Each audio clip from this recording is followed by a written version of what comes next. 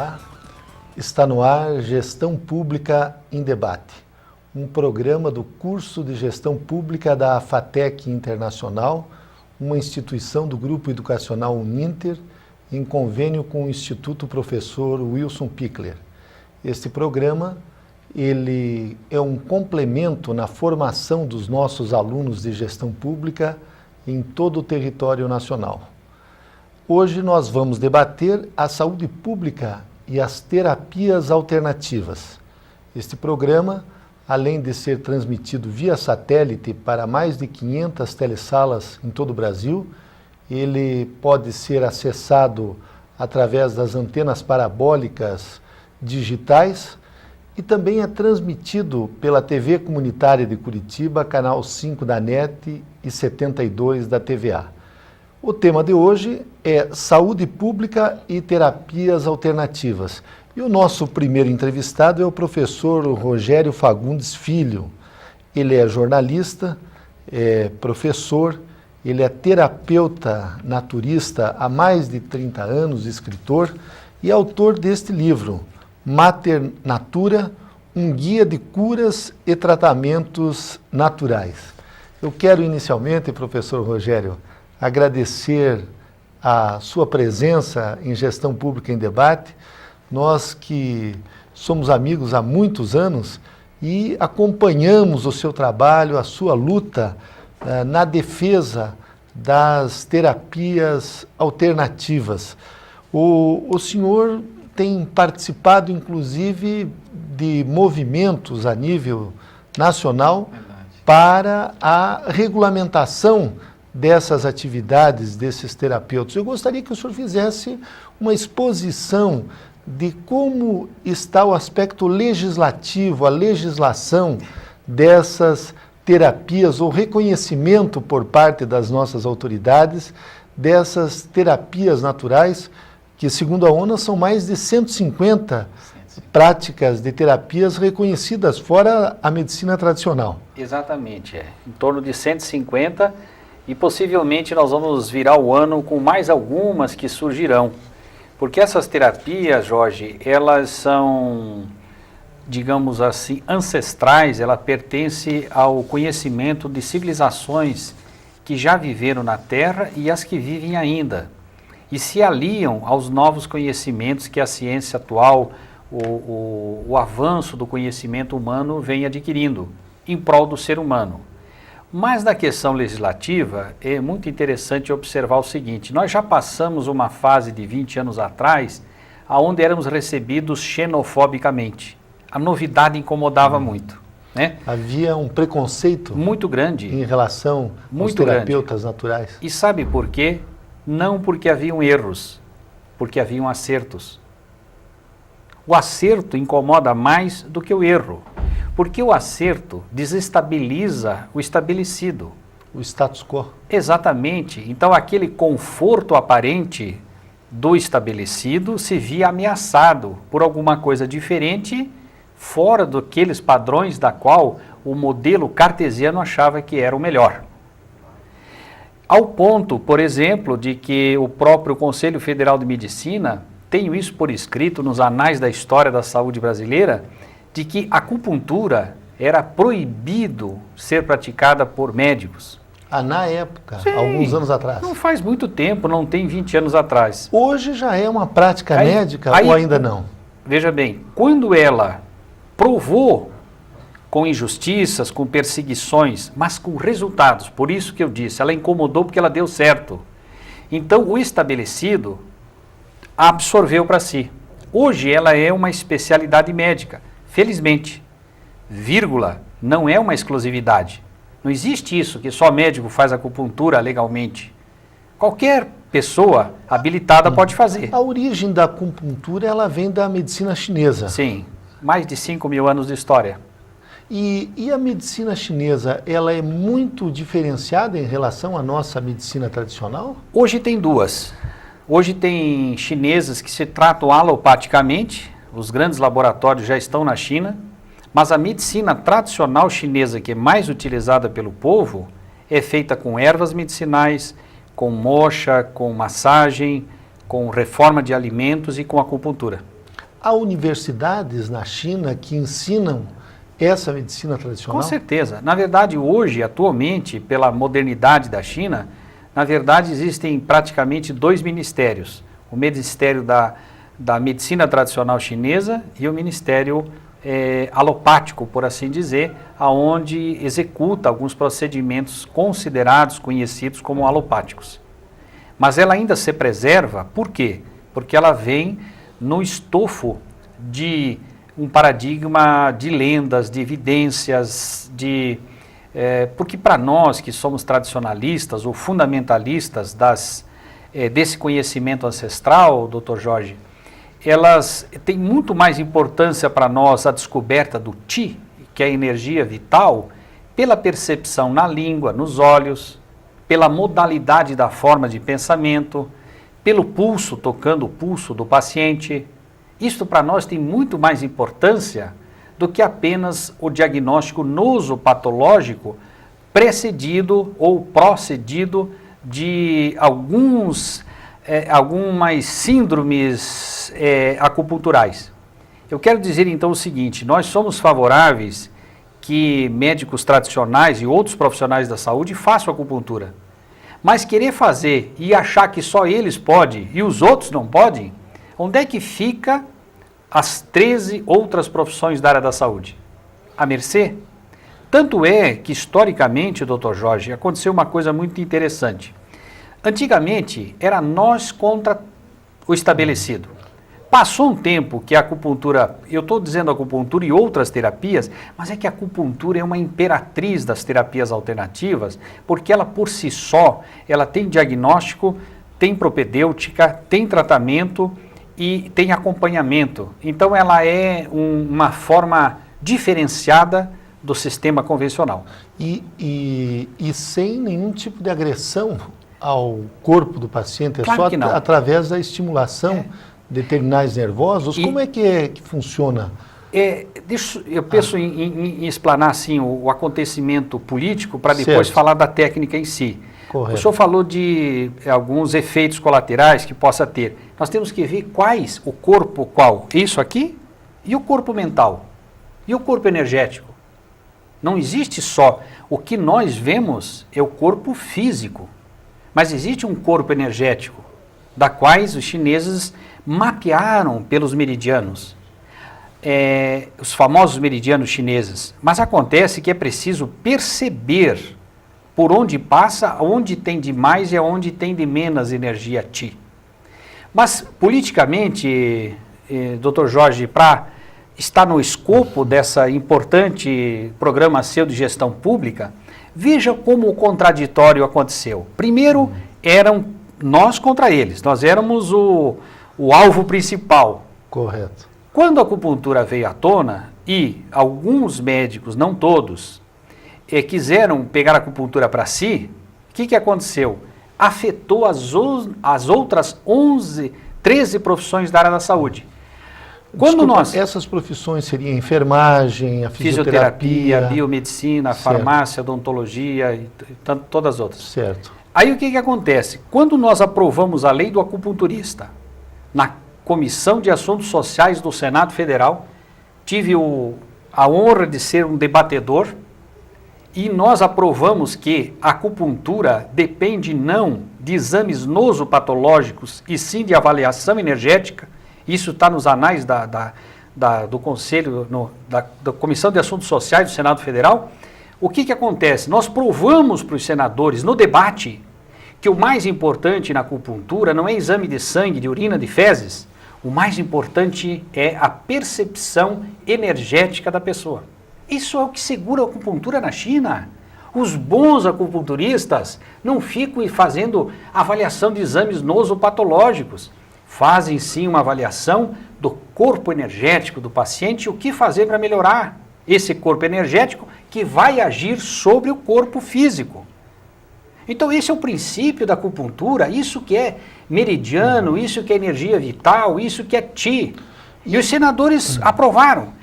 Quando isso foi aprovado, o desespero da Sociedade Médica Brasileira de Acupuntura foi criar o famigerado ato médico daquele senador suplente, o Geraldo Altoff, um médico radical de Santa Catarina que ocupou a cadeira do Wilson Kleinenbing, por sinal um excelente estadista do estado de Santa Catarina, e entrou com aquele famigerado ato médico, que entra na contramão de todas essas 13 profissões da área da saúde. Aí o que aconteceu? As 13 profissões da área da saúde saíram da toca e foram em defesa de preservar os seus direitos, do seu saber, para que pudessem ter liberdade de trabalho. Professor Rogério Fagundes, o senhor já deu uma introdução digamos assim, na forma como a acupuntura ela age no corpo humano. Eu gostaria que o senhor desse uma explicação, depois nós voltamos ao tema político da gestão das terapias na área as terapias alternativas na área de gestão pública. O chinês, já entendi. Eu vou procurar explicar de uma linguagem simples. Diga-se de passagem, doutor Jorge Bernardi, eu entendo o seguinte, que Deus é simples e que se alguém não conseguir explicar com simplicidade, é porque a sua verdade está precisando de lustro e uma explicação melhor. Certo, a verdade mesmo tem que ser simples para que qualquer pessoa entenda. Muito bem. Vou procurar ser verdadeiro na minha explanação. Há um adágio e uma lei na medicina chinesa que diz o seguinte: água parada é doença. Olha que sabedoria. Mas isso... Água parada é doença. Então analise. Se nós temos, por exemplo, um ambiente físico natural, montanhas, rios, com água parada, aquilo apodrece, fermenta, cria gases, não é saudável para o meio ambiente. Correto. Uma organização que não trabalha, que não produz, um estado parado, o que é? É um estado caótico. E veja o nosso corpo.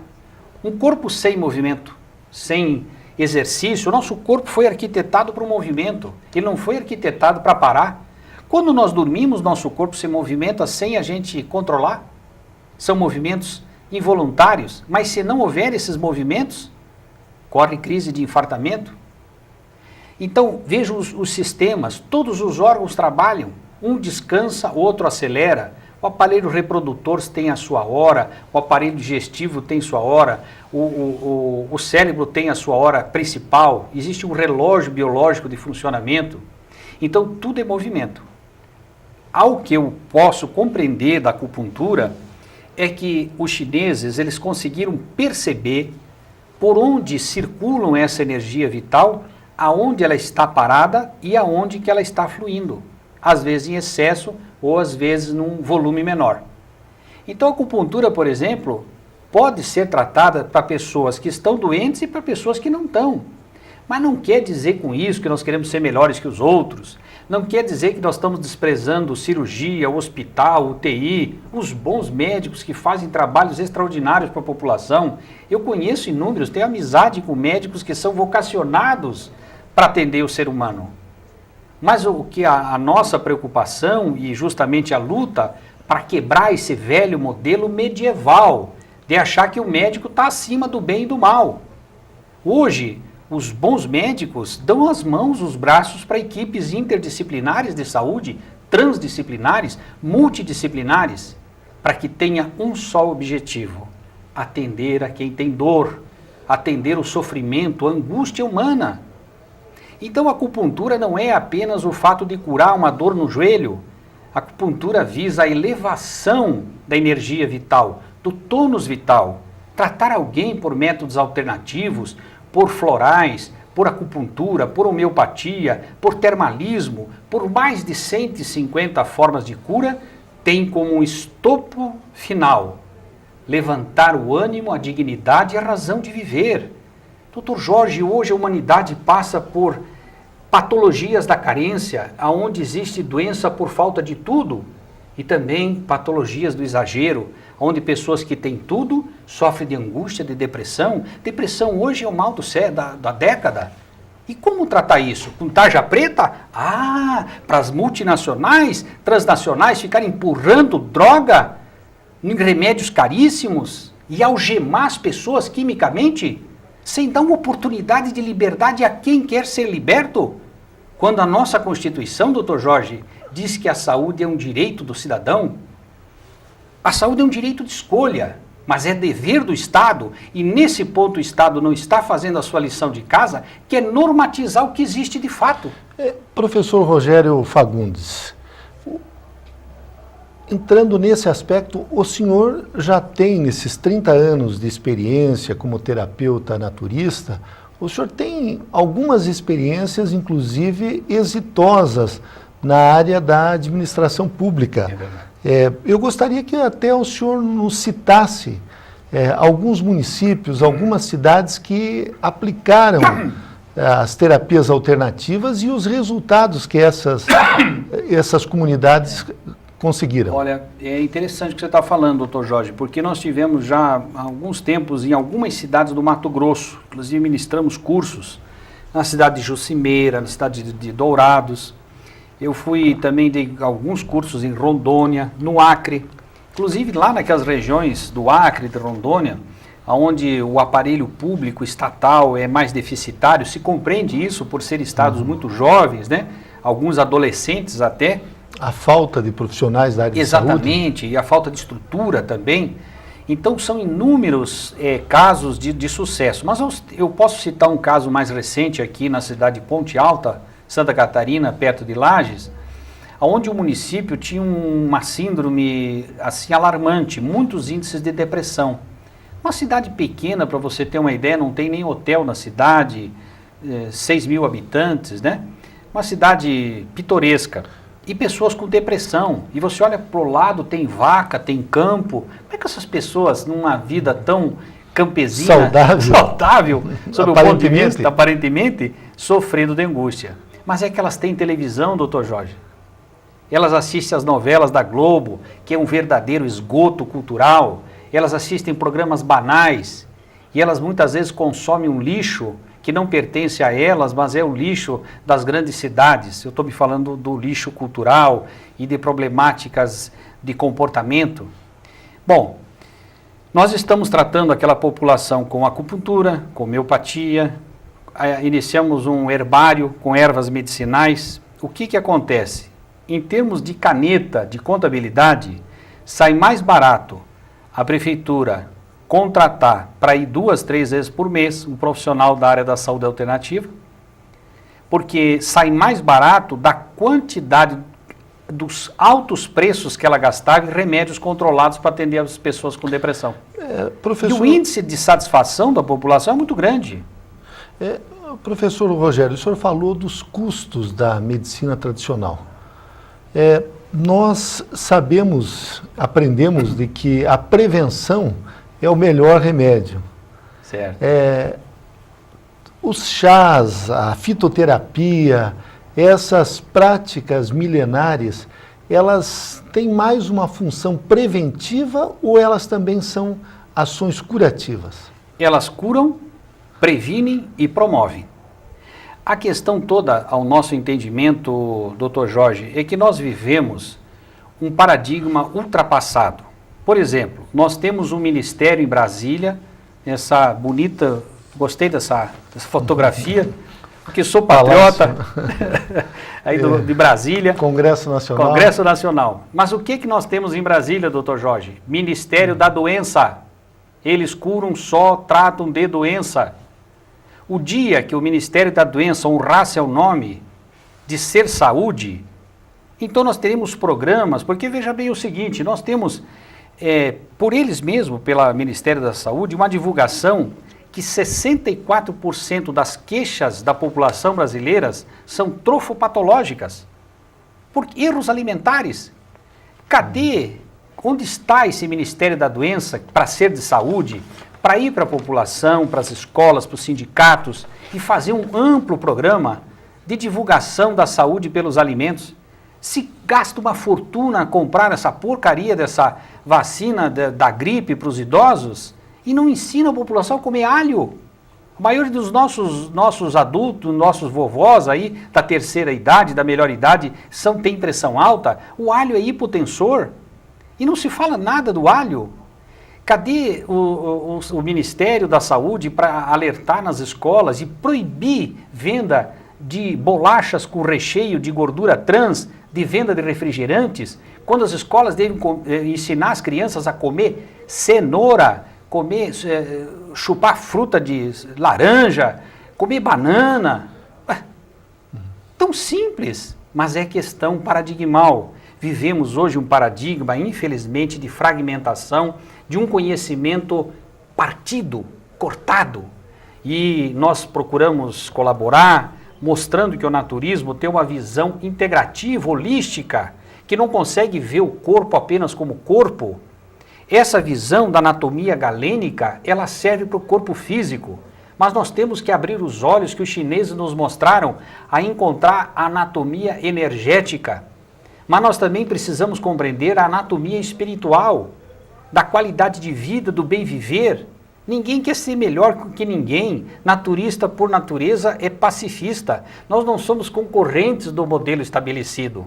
Nós queremos apenas que esse governo acorde dessa doença de paralisia de ações, para não dizer outro vocábulo mais forte que o telespectador não merece ouvir palavras negativas. Nós respeitamos o telespectador, mas é preciso que esse Brasil acorde para que a gente possa ter realmente um Ministério da Saúde, que as pessoas sejam felizes. Cadê um programa da felicidade? Não existe. Mas tem programa de cerveja, o Ministério da Doença não faz nada, tem programa do cigarro, o Ministério faz muito pouco, né? Agora, inclusive, está se preocupando, né? Depois de um século mais. De tantos que morreram, Exato. de tantos que ficaram com cânceres, não é? Então, mas faz parte. Professor Rogério, eu gostaria de que o senhor falasse um pouco a respeito do Mater Natura. Ah, sim. Um guia de curas e tratamentos Você naturais. gostou da capa, doutor Jorge? Achei maravilhosa essa capa aqui.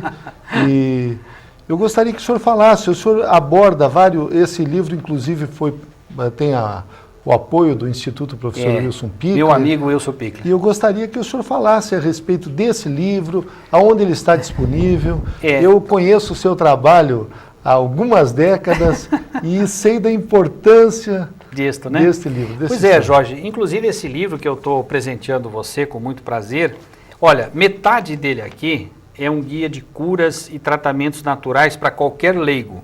Então ele tem aqui mais de 150 enfermidades, das mais comuns. Inclusive, no início disso, nós recomendamos para a pessoa usar o bom senso, que não substitui os tratamentos convencionais, por favor. Mas isso está explicado aqui, isso é para pessoas de bom senso. Mas é um livro para ter em casa, né? É um livro para ter em casa, é um guia. Então, desde uma simples gripe, resfriado, abscessos, amidalites, né? Então, nós explicamos aqui os elementos da natureza. Descrevemos a doença, por que ela tem essa origem e o que fazer para melhorar. E depois tem outros capítulos aqui interessantes. Eu tenho uma exortação à Amazônia, né? Porque eu visito a Amazônia. Olha, se falar da Amazônia é impressionante, doutor Jorge. Tenho convivido com algumas tribos de índio na Amazônia, no Acre. É assim, eu fico pensando, um país como o nosso, tão xenofóbico para a novidade, para essas terapias. É triste de ver americanos, franceses, holandeses, alemães fazendo roubo da nossa biotecnologia, pegando dos caiçaras, dos caboclos, dos pajés, verdadeiras informações que eles, por inocência, entregam, e enquanto a vaidade acadêmica fica se ocupando em dizer não, o estrangeiro tem feito biopirataria, o Brasil tem condições de ter não uma Petrobras, ter uma Fitobras. Nós teríamos que ter, espero que quando o senhor for senador da República, o senhor levante essa bandeira, para que o Brasil tenha uma Fitobras, sem derrubar uma floresta da Amazônia, Amazônia em pé, com frutos, com óleos, com sementes, com folhas, com resinas, com elementos da fauna. Nós conseguimos curar o povo brasileiro, grande parte dele, e exportar isso para o mundo, que o mundo hoje está ávido. Os países ricos sofrem de doenças que ainda não conseguiram debelar com todo o dinheiro que têm. Nós temos o recurso, mas tem um inimigo da saúde pública brasileira, que é a vaidade acadêmica, que são as pessoas que querem se colocar acima do bem e do mal, sem conhecimento de causa, sem a necessária poção mágica, chamada humildade, para reconhecer e reconhecer os naturais os simples, que estão aí com um único objetivo, dar a sua parcela de colaboração para um país mais saudável, um país que saia desse gigante adormecido para ser um gigante de progresso e cura natural. Nós queremos agradecer ao professor Rogério Fagundes. Entrevistamos este terapeuta naturista, esse jornalista, esse escritor, este filósofo da natureza. O tema de hoje, nesta primeira parte do programa, foi saúde pública e terapias alternativas. Nós tínhamos que ter muito mais programas, professor Rogério, né, doutor porque Jorge? temos vários temas aqui que não conseguimos debater. E também ouvir os telespectadores, né, que nos Exatamente. contrapõem nas suas ideias para crescer o debate, né? Correto. Então nós queremos convidar você para assistir o próximo bloco, quando também nós estaremos continuando debatendo saúde pública e terapias alternativas, agora com o médico homeopata Carlos Nascimento.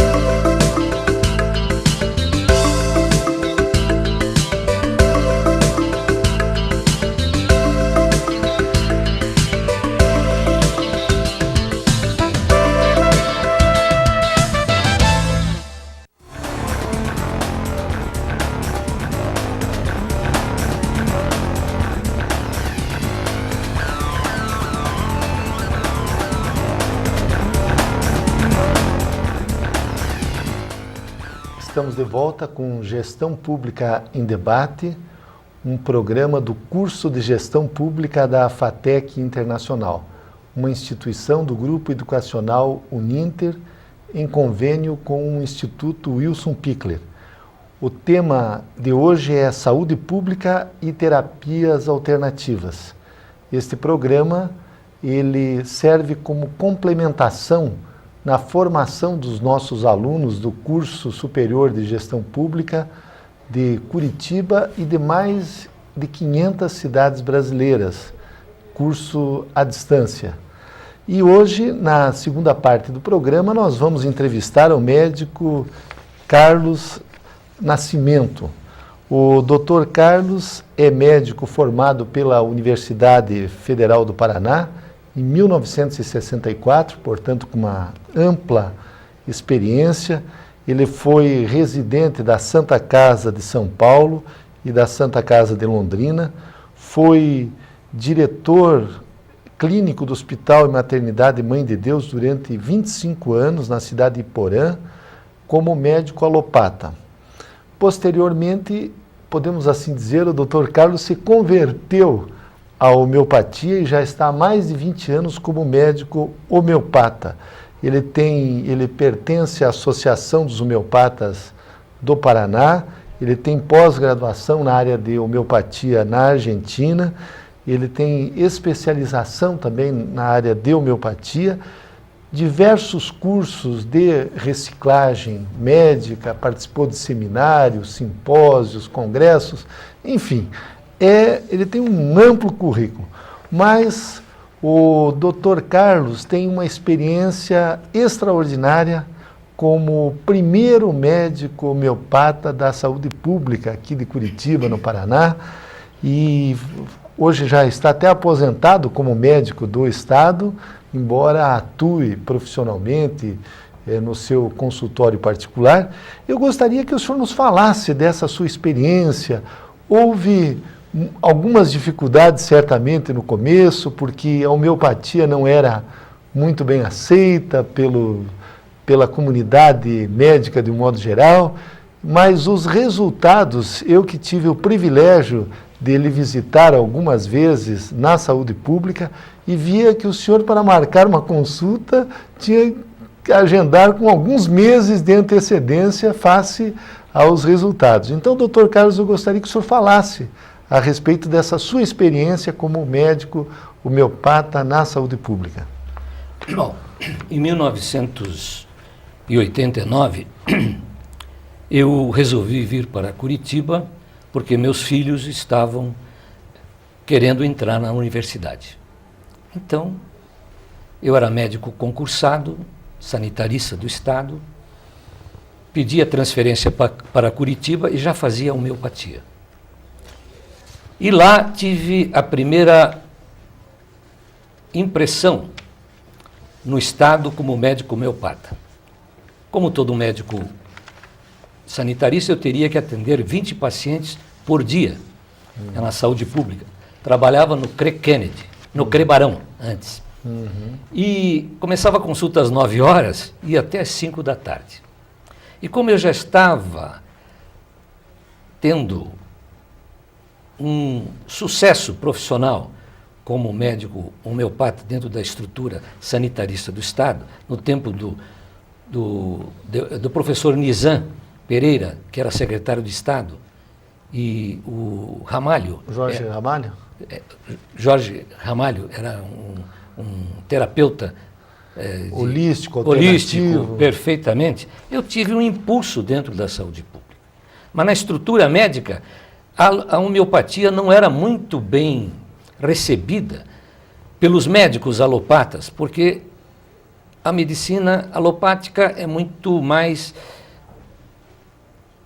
sintomática, enquanto que a medicina homeopática ela é holística, ela atende o corpo, a alma e o espírito em si, atende a pessoa como uma totalidade. E nessa totalidade nós tivemos sucesso. Eu me lembro, caro Jorge Bernardi, que em frente ao meu consultório, no CRE Kennedy, anos depois, eu deparava que as crianças faziam nebulizações quase todos os dias, as mesmas crianças, eram inúmeros fatos que eu olhava. E eu, naquela época, perguntei a uma enfermeira, a Rose, que me ajudasse se eu pudesse atuar nessas crianças. Comecei a atuar e no fim do ano não tinha mais pacientes para fazer nebulizações. Criou-se um problema. Esse serviço foi desativado ali, né? Foi desativado. Foi desativado. A homeopatia é fantástica. Eu me lembro em São Paulo, no tempo do prefeito Jânio Quadros, que ele também colocou médicos na estrutura da prefeitura de São Paulo com a condição de que depois de um ano ele verificasse o atendimento dos médicos na estrutura homeopática na saúde pública de São Paulo. Foi um sucesso absoluto e a homeopatia hoje, graças a Deus, ela está se tornando uma terapêutica muito aceita pela população e também temos um fator muito importante, é que médicos da USP, professores, doutores, estão trabalhando com homeopatia com sucesso em São Paulo, inclusive com ambulatório na Avenida Doutor Arnaldo, número 1. Aqui tem um livro, inclusive esse livro. Tem um livro aqui, nas minhas mãos, do professor Paulo Rosenbaum, que é professor da USP, doutor em medicina pela USP, professor de clínica médica, tem um ambulatório dentro e de homeopatia no serviço de saúde pública. Em São Paulo. Em São Paulo. Doutor Carlos, eu gostaria que o senhor nos contasse como é que foi essa sua passagem da medicina tradicional, o senhor que medicou durante 25 anos, um cirurgião, como é que aconteceu essa mudança? Porque aqui entre nós, estamos entre amigos, havia sempre um certo preconceito em relação de que a homeopatia não seria muito científica, aquela coisa toda. Como é que foi essa sua passagem, essa sua mudança, essa sua conversão? É uma mudança muito profunda, estrutural na minha vida. Eu era cirurgião E tinha um hospital com movimento brilhante na cidade de Porã, Paraná. E notei que estava diminuindo a minha clínica. E um dia me deparei com um cidadão que consultava comigo mensalmente, ele era epilético, né? E tomava medicamentos para epilepsia. Tradicionais, alopático. Aí eu perguntei, você não tem aparecido por quê? Não, doutor, eu estou vindo de Maringá, onde fiz uma eletroencefalografia e estou curado pela homeopatia. E eu rapidamente falei, que remédio que eu lhe dei? Não, doutor, você não me deu remédio. Eu fui curado pela homeopatia por um médico aqui perto do senhor, doutor Edgar, da cidade de Pérola. Eu me assustei, falei, mas na verdade, fui ver, realmente estava curado de uma epilepsia grande e mal, pelo médico homeopata. Não era um, era dois, era três, era quatro, era 50 pessoas que estavam sendo tratadas homeopaticamente por um médico do lado do meu município. E de manhã, eu notava na rodoviária ônibus especiais para a cidade de Pérola, que nunca aconteceu isso. Isso me surpreendeu. Fui conhecer o serviço do Dr. Edgar. E lá me deparei com um sucesso, um brilhantismo fantástico. O problema da homeopatia, ela também não era muito querida por mim. Eu era médico alopata, não aceitava, porque não conhecia. É como você tem, às vezes uma pessoa que você não gosta e não a conhece. Depois vai conhecer o seu interior, vai ver uma pessoa que ajuda o próximo, que tem um legado de assistência às pessoas.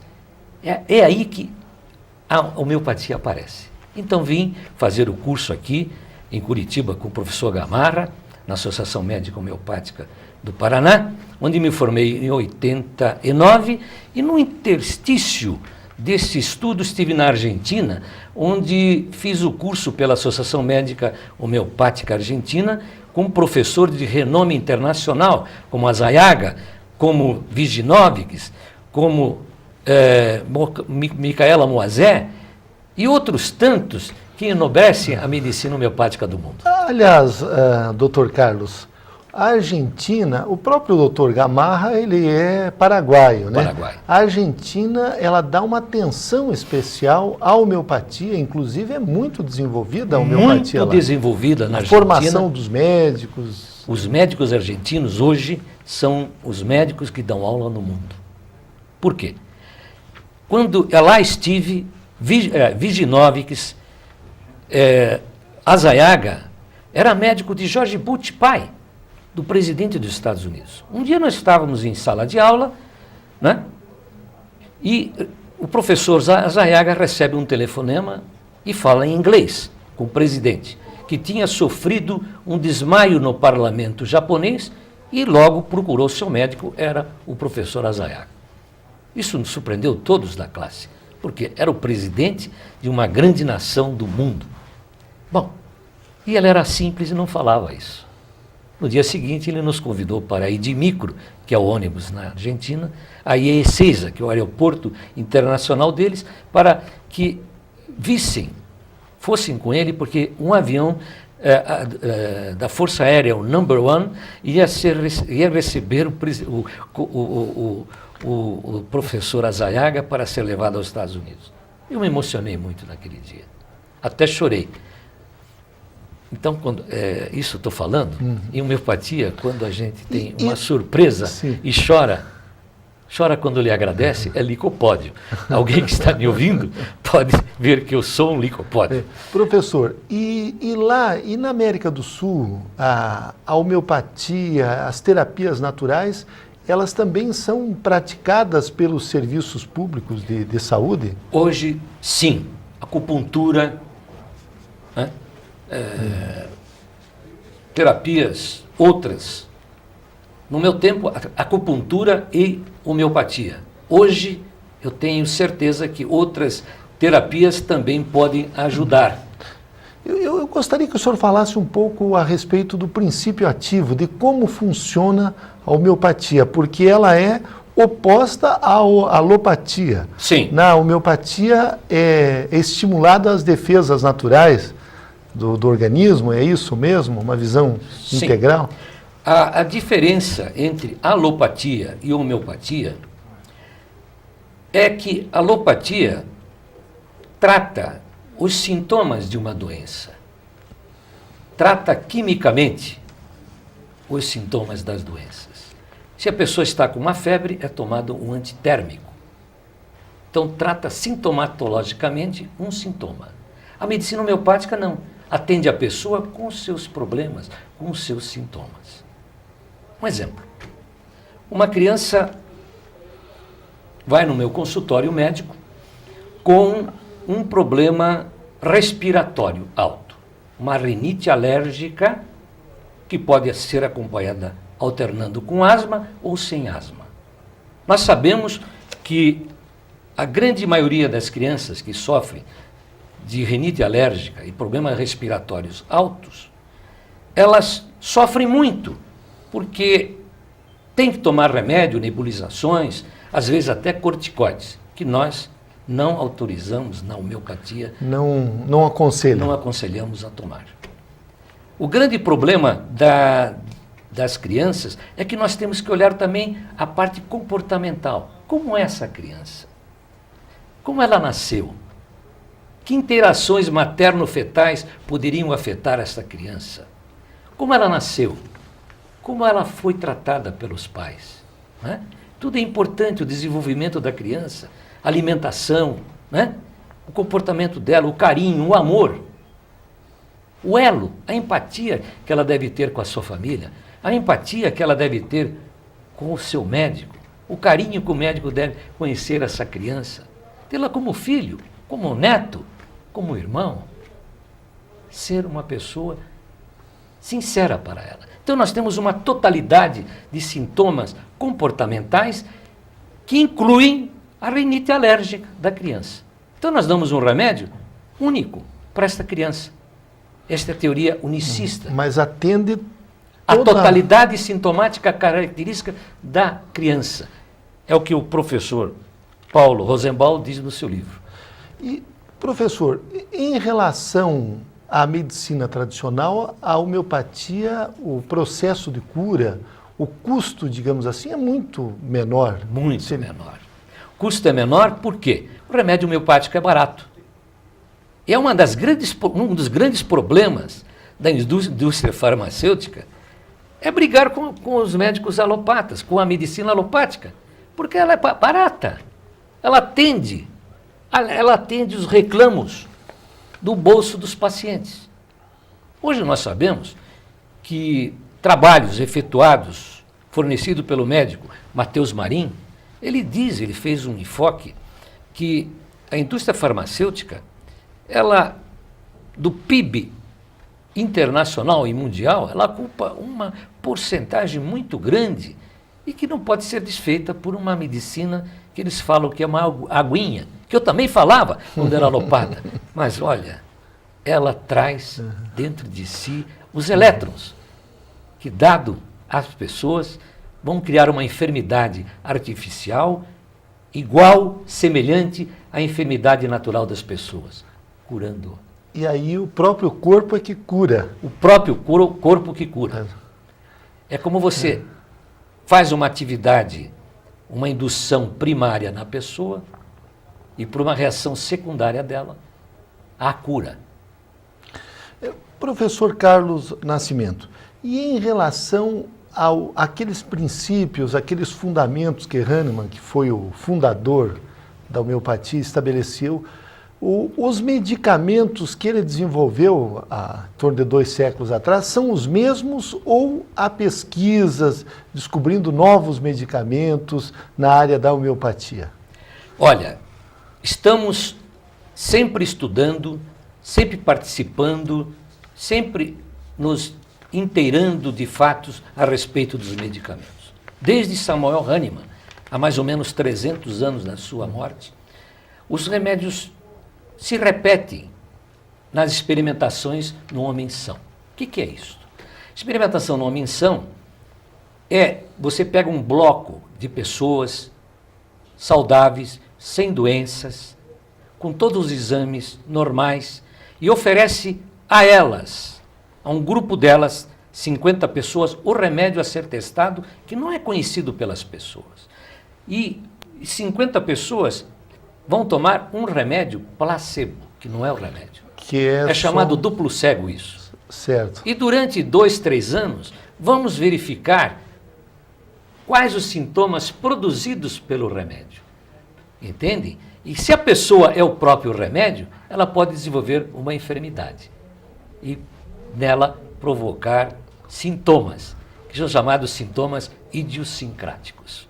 E isto se repete, esse tratamento feito por Hahnemann, é um tratamento experimental há 200 anos. E sempre os remédios são testados são e oficializados. sempre esses mesmos medicamentos. São. Quer dizer, desde o início da homeopatia se utilizam esses medicamentos.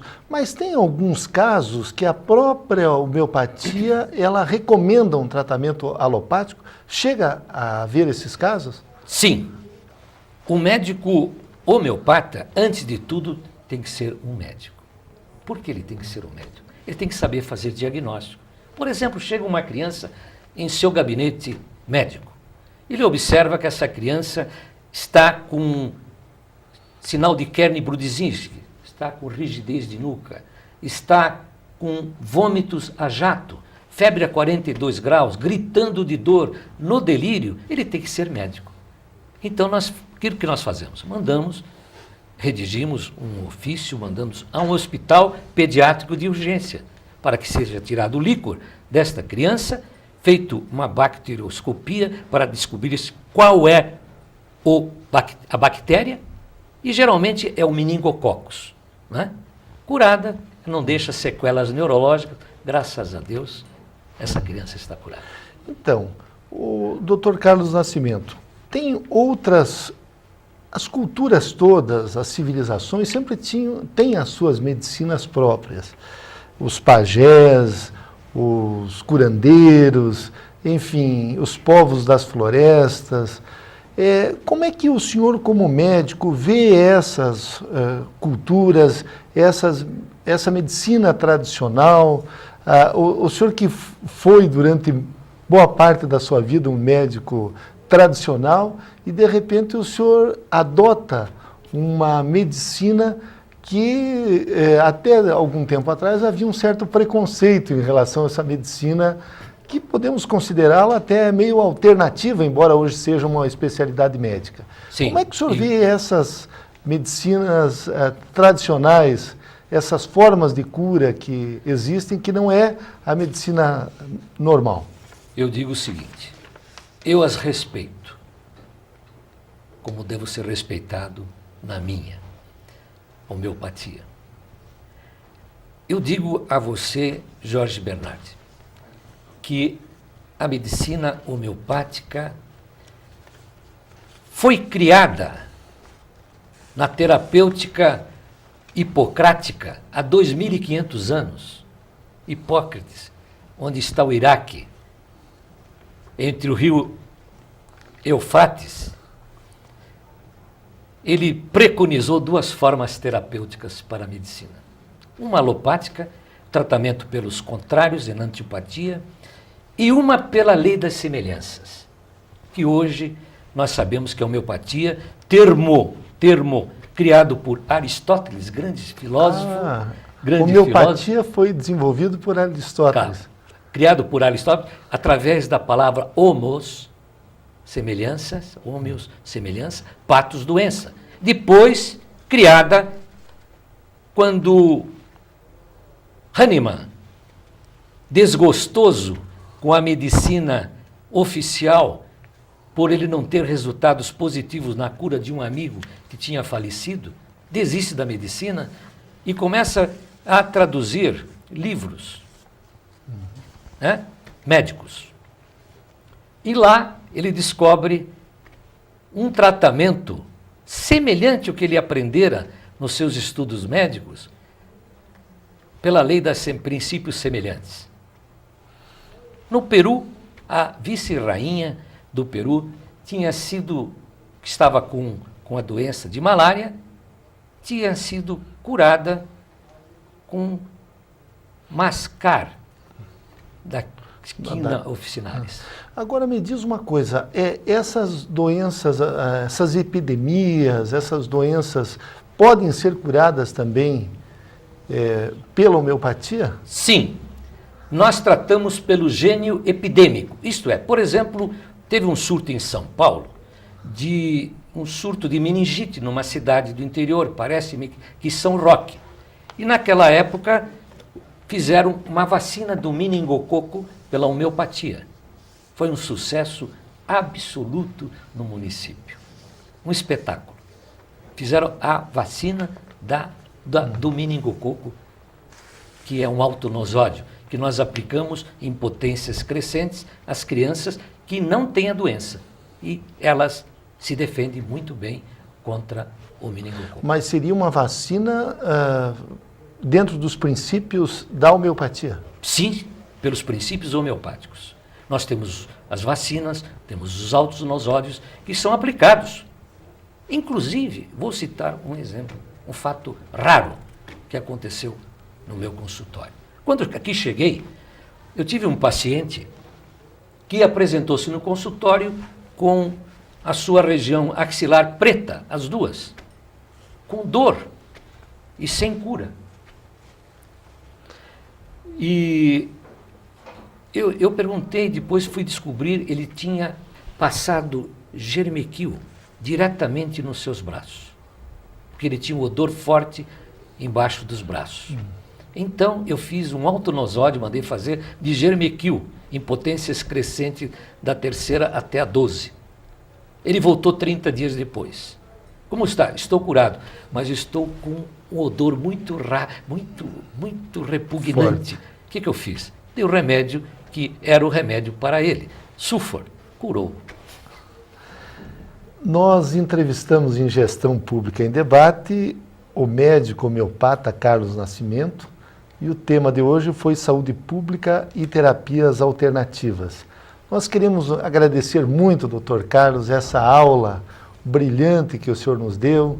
Eu tenho certeza que foi de utilidade para todos nós, para os nossos alunos e também para a comunidade curitibana que está lhe acompanhando através da TV comunitária